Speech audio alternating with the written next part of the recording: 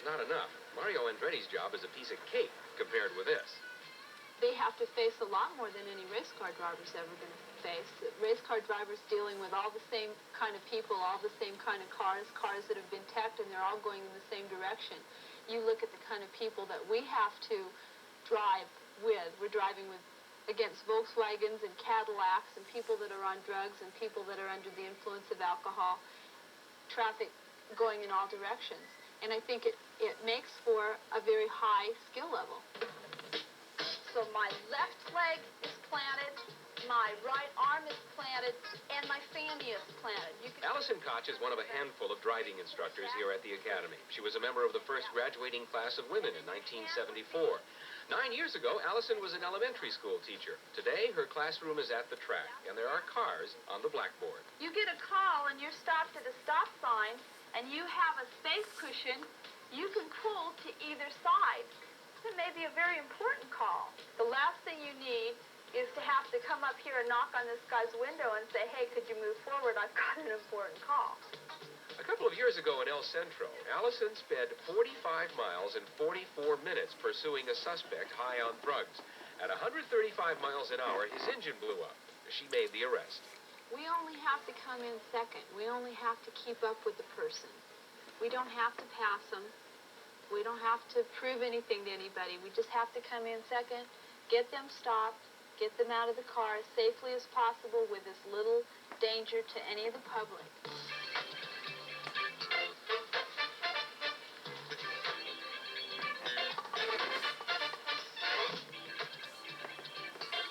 There, that looks better.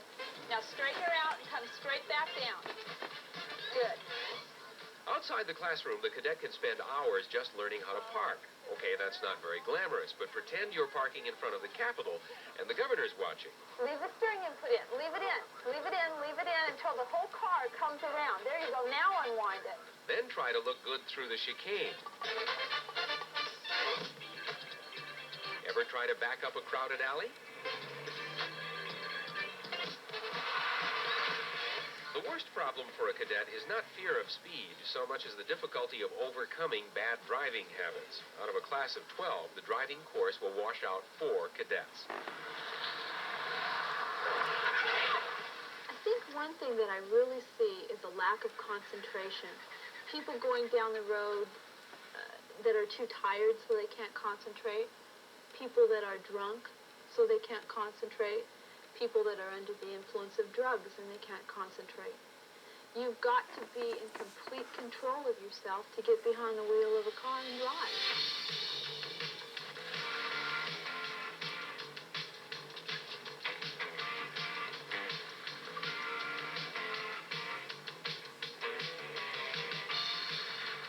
This is the skid pan at the California Highway Patrol Academy. We teach the cadets here to skid so that they can learn to counter steer if they do skid on the high-speed track. Counter steer is just turning the car in the direction that the rear of the vehicle is heading. The skid pan is just polished cement with running water across it. It's a lot easier to learn to control a skid here on the skid pan at low speeds than when they're out on the high-speed track at high speeds.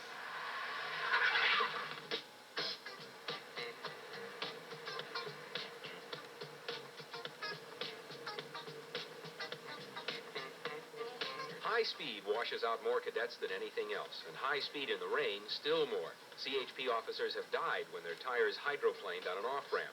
At more than 100 miles an hour, Allison points out that this is the most life-threatening situation an officer can encounter behind a wheel. The cadets here at the Academy are taught to drive a racer's line. That is a high entry, a late low apex, and then a high exit. A racer's line is the fastest way and safest way around a corner at the high speeds that we'll need to drive in pursuit driving.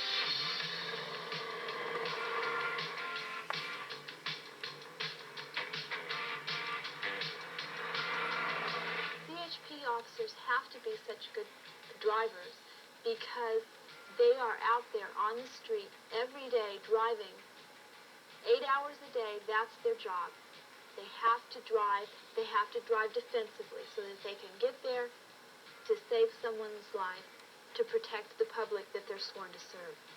No matter what Chips or Broderick Crawford may have taught you, a CHP officer does not relish the thought of a high-speed chase. He or she doesn't want to do it any more than you do. Allison says the best job an officer can do is to discourage the potential chasee merely by being there and being ready. That's a Big 10-4.